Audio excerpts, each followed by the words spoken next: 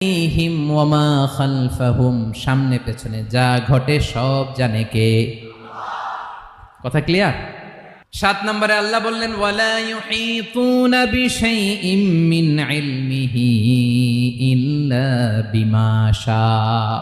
কেউ তার জ্ঞানকে পরিব্যাপ্ত করতে পারে না, পরিবেষ্টন করতে পারে না। তার জ্ঞানে কি আছে কেউ জানতে পারে না, ততটুকু ছাড়া যতটুকু তিনি জানান। সুবহানাল্লাহ। নবীরা কি সব জানেন?